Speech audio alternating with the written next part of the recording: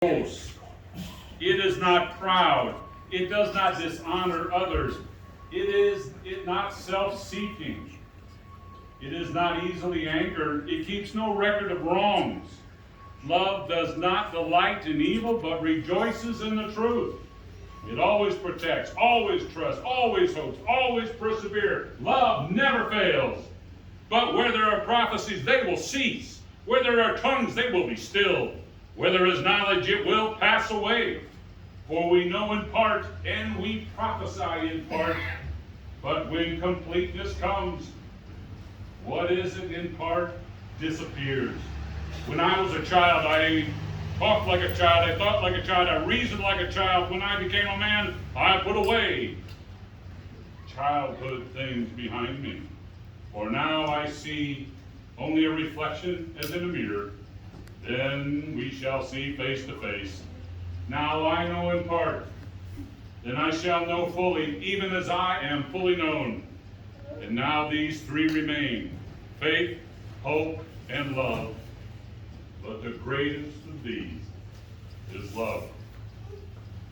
And Jesus said, "Come unto me, all ye that labor and are heavy laden, and I will give you rest. Take my yoke upon you and learn from me. For I am meek and lowly in heart, and ye shall find rest unto your souls. For my yoke is easy, and my burden is light." David and Melody have gone through life, and it has not been an easy journey. But now they come together to bear their burdens. And I've always felt that a burden shared is a burden paired. We need the comfort of each other's support. We are not designed to be alone. Even as appealing as it can be, I think we've had a belly full of it this past year.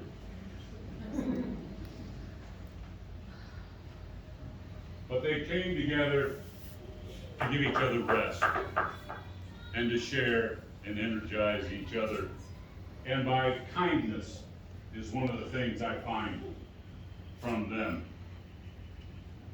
Melody volunteered her love a week after Thanksgiving to cook a special time with family. And that's when David realized how special he was. Again, service, sacrifice, kindness. It is David's and Melody's sensitivity that is one of their bonding. And you know, you look at kindness, you look at the group over here, they're playing away, and I can watch them nod to each other when they're ready to play or when they're ready to change chords, and they'll just look, and they know that's a marriage with a good chord. But once in a while, you get stink eye, and you know you're off in a different path. But it's part of the journey. Part of the journey. Melody had a surprise for her grandchildren, wanted to make pajamas for them. They had no place to keep it secret, and David volunteered his condo for her. And that's where they started weaving and sewing their love together, as they knew they could have each other's back and were created to help each other. The generosity of kindness and love are great things. Trust, kindness, and love are great healers. But how are marriages kept together? I had an interesting experience. I was working on their sermon, and working on all this, trying to put it together, and then I lost the file.